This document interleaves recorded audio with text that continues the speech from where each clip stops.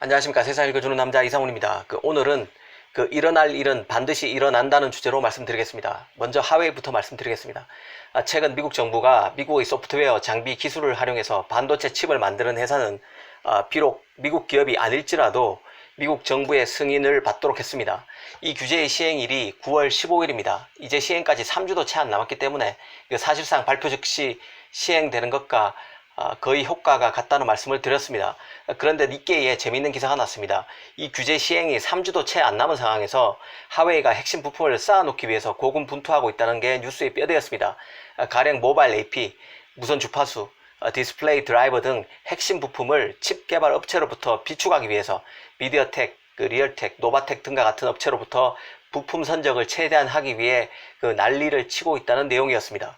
니케이는 애널리스트를 인용해서 내년 하웨이의 스마트폰 출하량이 이런 핵심 부품이 소진될 경우에 75%까지 급감할 것이라고 전망했습니다. 이 때문에 칩 메이커들은 빡빡한 일정과 기한을 맞추기 위해서 아직 조립이나 테스트가 완전히 끝나지 않은 제품도 선적하기로 하웨이와 계약을 맺고 움직이고 있다고 합니다. 이 가령 반도체 칩 같은 경우는 웨이퍼상에서 만들어진 칩을 낱개로 떼내서 패키징하고 테스트하는 과정을 필히 거쳐야 하는데 이런 모든 과정을 다 하지도 않은 상태에서 웨이퍼 상태로 출하를 하고 있다는 것입니다. 이 기사에서도 하웨이가 필사의 생존 모드에 들어갔다고 표현했습니다. 이 새벽 4시에 납품업체에 전화를 걸거나 자정에 전화회의를 하는 것도 흔하다고 전했습니다. 미국 규제 시행일이 코앞으로 다가옴에 따라 선적 목표 달성을 위한 경쟁이 시작됐다는 것입니다. 사실 이 기사를 보면서 올 것은 반드시 온다는 생각이 들었습니다. 미국 정부는 지난해 ZTE에 의해서 하웨이를 집중 겨냥해서 손을 봤습니다. 이 통신 장비에 백도어를 설치해서 중요 미국 정보를 빼가고 있다는 혐의로 규제 카드를 꺼내들기 시작한 것인데요. 처음에는 통신 장비 쪽만 손보는 선에서 그쳤지만 지금은 반도체 굴기까지 겨냥해서 스마트폰 사업까지 완전히 초토화하려는 상황입니다. 다시 한번 미국과 중국 간의 기술 헤게모니를 둘러싼 전쟁을 한번 복귀해 보겠습니다. 그간 미국의 대중 압박이 상당했지만 이런 강경 기류 속에서도 미국의 압박이 어느 선에 가면 타협을 보는 쪽으로 방향을 틀 것이라는 예측을 내놓는 사람이 적지 않았습니다. 가령 미국과 중국의 기술 패권 경쟁이 격화되는 가운데 미국의 대중 압박이 오히려 중국 기업들의 기술 독립을 촉진시키고 미국 기업의 피해를 양산하고 있다는 진단 따위가 적지 않았습니다. 이런 논리는 결국 미국이 중국과 타협하는 게 낫다는 논리로 이어집니다. 미국 기업이 피해를 많이 보고 있는 만큼 적정한 선에서 양국이 타협할 수밖에 없다는 것인데요. 하지만 지금 상황에서 미국 정부가 이렇게 나갈 것으로 보는 사람은 거의 없습니다. 미국은 이번에 중국을 손보지 않으면 영영 중국을 자기 패권 아래 가둘 수 없다는 절박감이 있습니다. 결국 하웨이를 죽이는 수순으로 가고 있고 결국 궤도를 밟고 있습니다. 올 것은 반드시 오고야 만다는 생각마저 드는데요. 혹자는 이번 미국 대선에서 민주당의 바이든이 이기면 미국 정부가 미중 무역 분쟁 때문에 힘들다는 자국 기업의 민원을 들어주게 되고 이는 하웨이 손보기에도 힘이 빠지는 결과로 나타나게 될 것이라는 예상을 하는 사람이 있는 것 같습니다. 중국이 이런 시나리오를 바란다는 얘기도 나오는데요. 하지만 이것은 하나는 알고 둘은 모르는 얘기라는 생각이 듭니다. 지금의 외국은 공화당, 민주당을 불문하고 중국을 손봐야 한다는 공감대가 형성되어 있습니다. 특히 기술 패권을 위협하는 중국에 대한 경계감이 상당하고 핵심은 반도체입니다.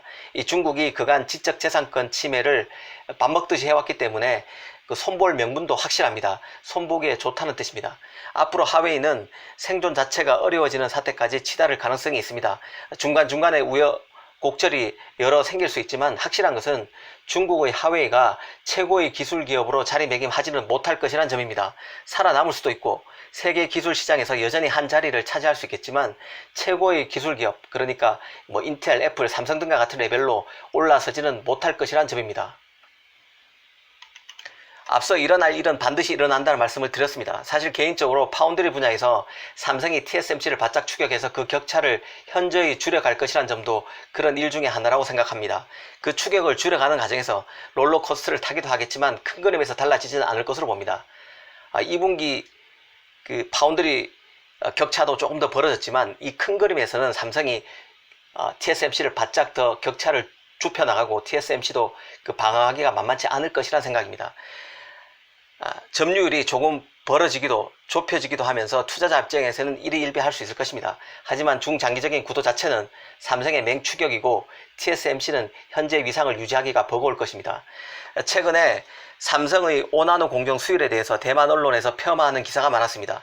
이 퀄컴의 차세대 모바일 AP 스냅드래곤 875와 관련해서는 아직도 설왕설래가 한창인데요. 이 TSMC와 삼성이 공동 수주한 것 같기는 한데 도대체 얼마만큼의 비중이 TSMC로 넘어갔고 삼성이 얼마나 가져갔는지 오리무중입니다. 그리고 삼성의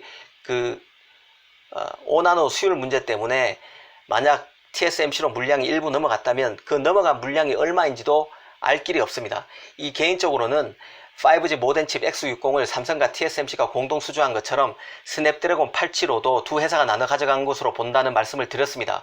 그리고 삼성의 수율에 큰 문제가 있는 것처럼 얘기하는 쪽도 사실은 TSMC의 진성 고객, 100% 고객이었던 퀄컴 물량을 삼성이 TSMC와 같이 가져간 것을 의도적으로 폄하하기 위해서 그런 의도가 개입된 개입된 시나리오라고 저는 보고 있습니다. 사실 퀄컴의 스냅드래곤 875 수주도 가만히 생각해 보면 삼성 입장에서는 카드 자체가 많습니다. TSMC를 상대로 공격적인 가격 경쟁을 펼칠 수 있을 만큼 삼성의 자금력은 든든합니다. 그리고 엑시노스 1000과 함께 스냅드래곤 875를 스마트폰에 탑재하는 고객으로서 삼성의 협상력도 굉장할 것입니다. 전문 파운드리 TSMC는 퀄컴에 대해서 완전한 을이지만 삼성은 퀄컴의 갑이자 을입니다. 종합반도체로서 삼성의 힘이 최고의 팹리스 기업이라는 퀄컴을 앞에 두고서도 강력할 수 있다는 뜻입니다. 오늘은 반드시 일어날 일은 일어나고야 만다는 주제로 말씀드렸습니다. 감사합니다.